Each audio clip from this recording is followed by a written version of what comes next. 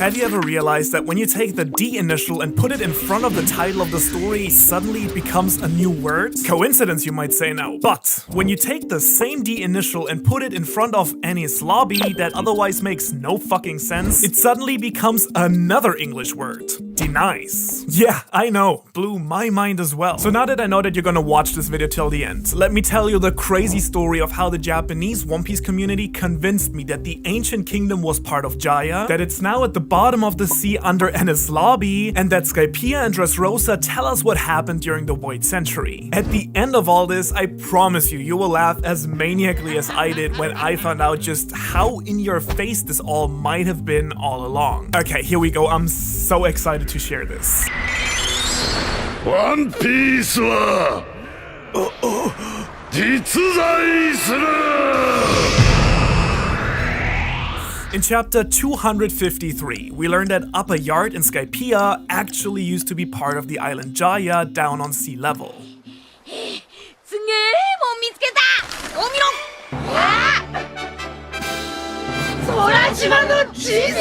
When you put both maps together, they form one giant skull-shaped island with modern Jaya being the teeth and the legendary golden city of Shandora as the right eye. Oh yeah, and there is a giant perfectly round gaping hole where the other eye should have been. Why is no one mentioning this? There is an ancient city in the one eye, and the second eye looks like someone ripped out the one piece of the island that made the second eye of the skull. Wait, one piece? Are you telling me? Yes, this video is also about the true nature of the One Piece and why Skypiea was actually not the least important but the most important arc in the story. And we all didn't see it. I first stumbled across the centerpiece for this theory when doing research for my annual video. I came across this new Japanese One Piece YouTuber called Yuderon who absolutely rocks the Daft Punk mask and who has this crazy video about the true essence of the One Piece. Since I luckily speak some Japanese, I watched it all and it blew my mind so damn hard that I think I just sat there for like 5 minutes straight staring at my PC. Now, for whatever reason, this theory does just not exist in the English-speaking community. So I asked him on Twitter if he would be willing to let me share his thoughts and got completely ghosted. At least he followed me back though. Thanks. So in good old pirate spirit, I decided to share with the people what belongs with the people. Okay, so the first thing that absolutely caught me by surprise is how much more Oda seems to play with words, numbers, and letters than we English-speaking fans seem to realize. Best example that is actually also relevant for this video is One Piece itself. In Japanese, One Piece is written in the katakana alphabet as One Piece, but this is only on top of an actual Japanese phrase. Hitotsunagi Daihyo. This is usually read as Hitotsunagi, the great treasure of the One Piece, as in the one piece of a whole, Hito as in one. However, this could also be read as Hitotsunagi, Hito as in humans, making it the treasure that connects all people, which of course One Piece is all about. So as I was saying, the core idea of this theory is that Jaya did not only lose a chunk of its land once when Upper Yard was catapulted into the sky by the knock-up stream 400 years ago, but also 800 years ago, when the city located in the left eye was ripped out in the war with the world government. Which, when we look at the map, would theoretically work, right? One city as the right eye and one city as the left eye, making the island one ancient kingdom. So what's my proof for all this, you ask? Oh, there is a lot. First of all, the name of the series. One Piece, and there is exactly one piece missing in this map. If Raftel itself was the One Piece missing from the former ancient kingdom, that would fit, right? No pun intended. Then there is also a ton of small hints regarding the island's left eye being hidden or destroyed throughout Skypiea. For instance, in the cover of volume 27, Luffy has his left eye closed, and I noticed that the same is sort of true for Robin in volume 24 as well. We also have Pedro's missing left eye, Shank's scar, Luffy's scar, Zoro's scar, and the Jolly Roger of Doflamingo, a former celestial dragon, where the skull's left eye is just literally stroked out. Now, the volumes surrounding the Skypiea arc are actually some of the most critical in the entire story. tons of important characters get introduced here. We meet Blackbeard and learn about the importance of dreams. We meet Bellamy and Doflamingo, who are also extremely relevant to this theory. And we see the meetings of Shanks and Whitebeard, as well as Ace and Buggy, all of which are super closely related to Roger, who, by the way, decided to leave a little message on the poneglyph in Shandora out of all places he could have done so. But the person most connected to Roger in a way that we meet in this arc is none other than Mont Blanc Nolans. He's a direct parallel to Roger, and their connection is one big hint that Jaya was the ancient kingdom and that Raftel is its missing part.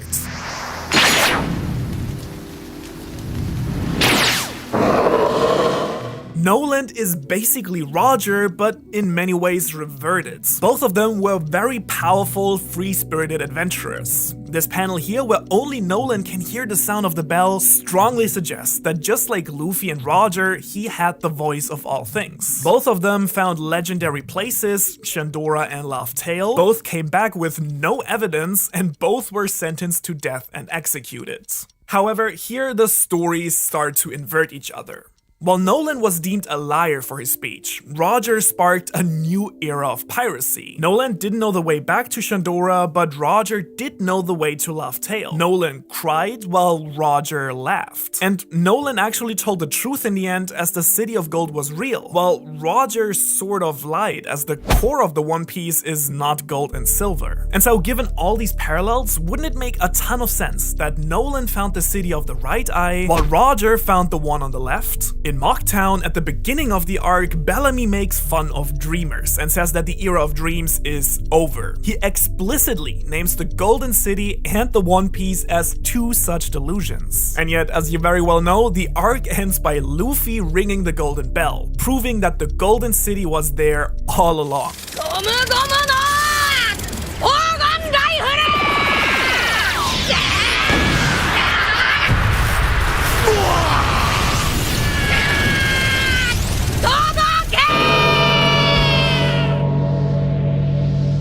Well, wouldn't it be extremely fitting then, even ironic, if the One Piece, the second location of dreams, used to be in the very same spot that Bellamy used to make fun of both of them? Further, when we reach the ruins of Shandora, Robin explicitly states that there is no doubt that this city fought against the enemy in the war.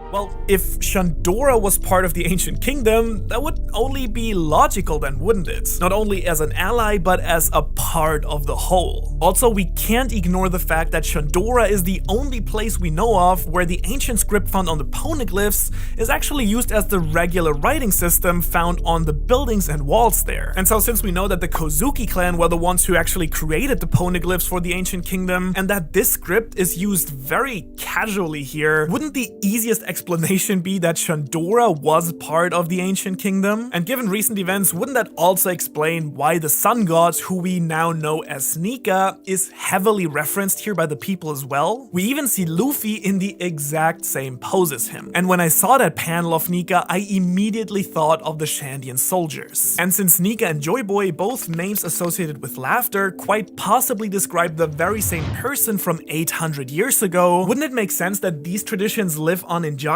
because it was once part of this one ancient kingdom? And then I thought to myself, oh, but the sun isn't the only majorly important symbol in the story, is it? One of the most consistently returning themes in One Piece is also the moon. It's everywhere, and I can't begin to count all the significant things that happened under a full moon in the story. The sun and the moon obviously go hand in hand in pretty much any mythology. On Zou, another ally of the Ancient Kingdom, we even get guardians of the night and the day with Nekomamushi and Inuarashi.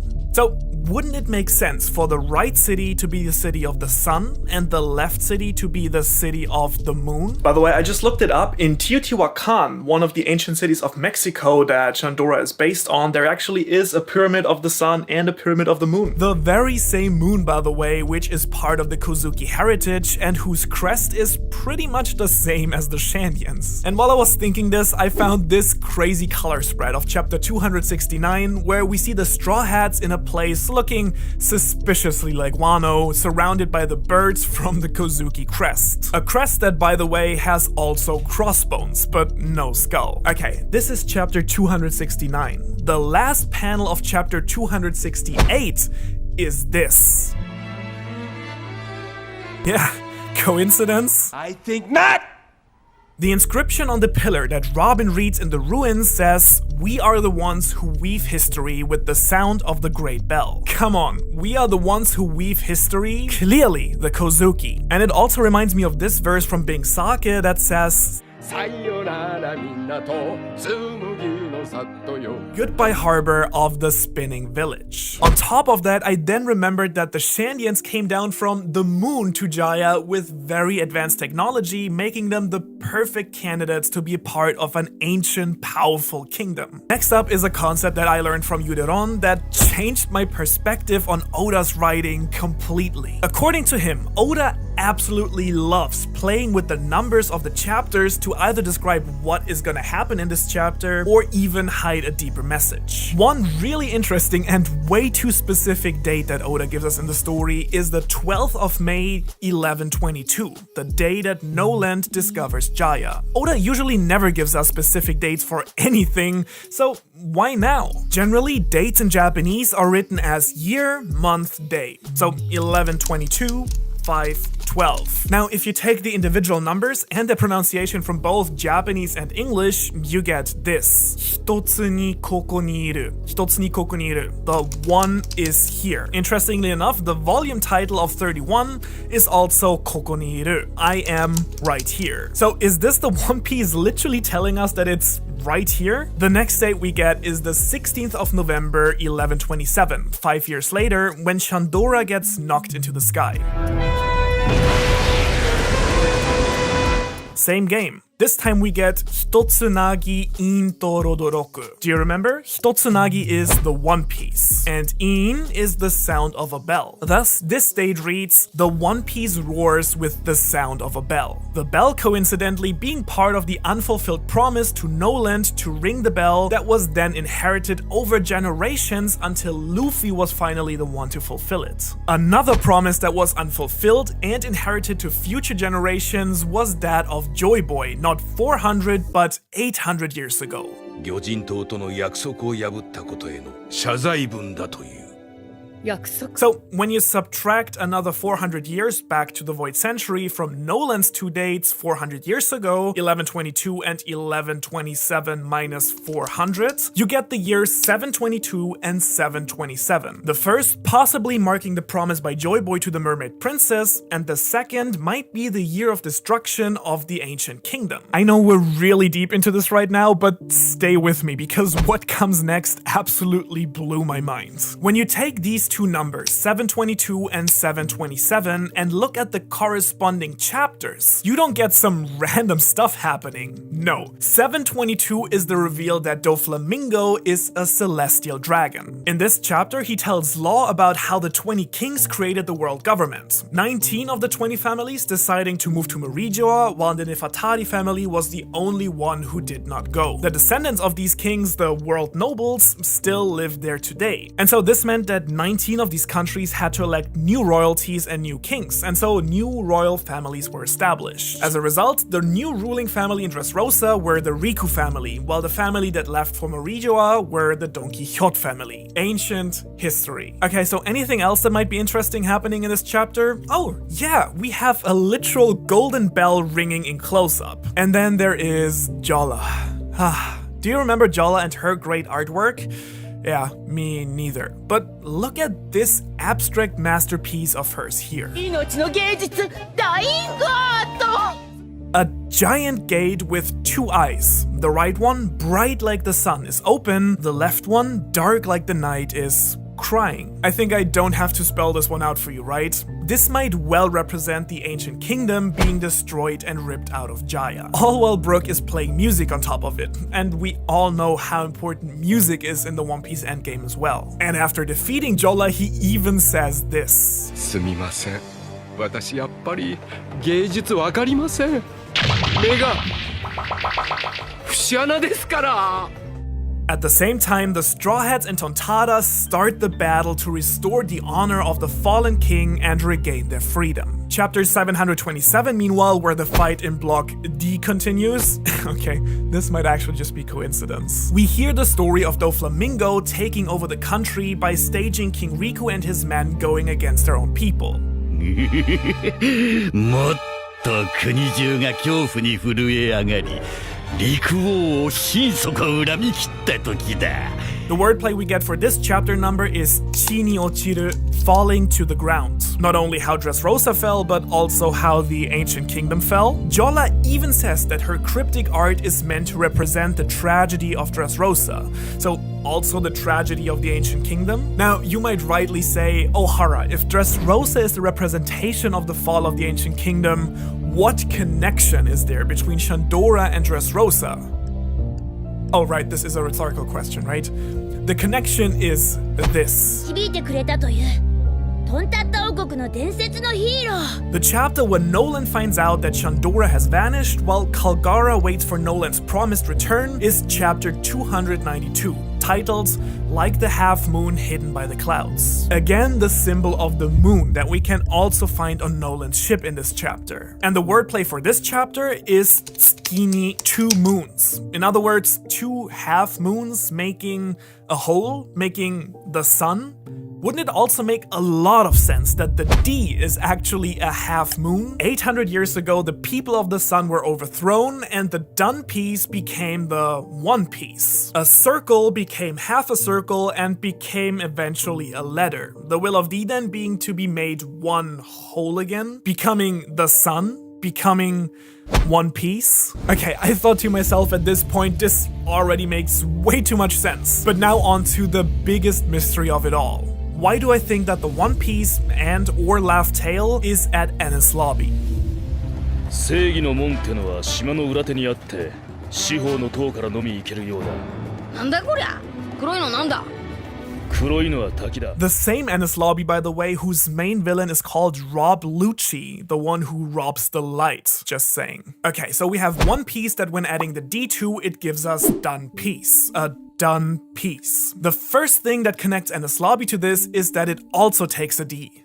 Suddenly, Enies Lobby that makes no sense as a word becomes denies. Denies what?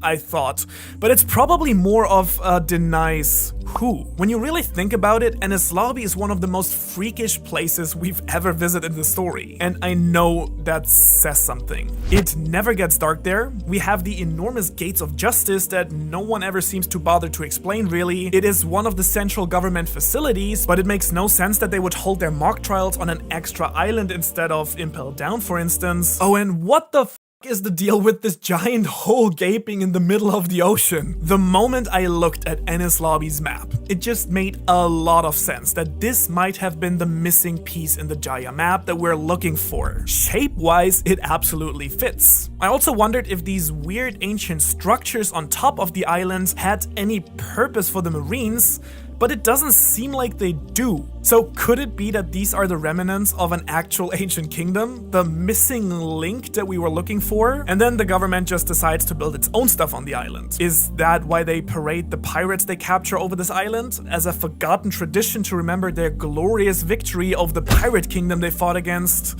I mean, it is called the Island of Justice after all. Shiho no Shima in Japanese. And here I'm a little bit proud of myself because I wondered that if there were multiple readings to the word for One Piece, there might be more to this as well, right? So here's what the dictionary told me. Shiho, obviously with different kanji combinations, next to justice, can also mean 1, 4 directions, 2, secret information, and 3, greatest treasure. Oh, okay.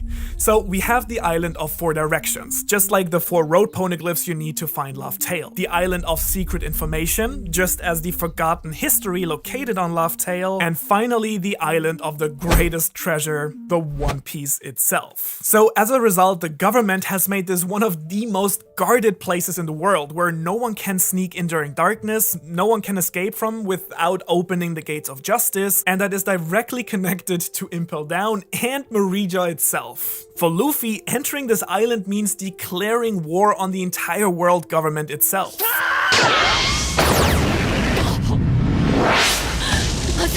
It's an island that denies entrance to the D, the sworn enemy of the gods. And since Enies Lobby is the arc directly after Skypiea, wouldn't it be a classic Oda move for the missing piece to be right there? I mean, the Straw Hats literally come to save the one person in the world that can figure out the true nature of this place. This arc is all about Robin and her unique ability to read the ancient script and her search for the truth, and how the world government is covering it all up. Hell, don't forget that this is the arc where we first learned about the ancient kingdom in the first place. Okay, but clearly the One Piece can't be in a town full of Marines, right? So where is it?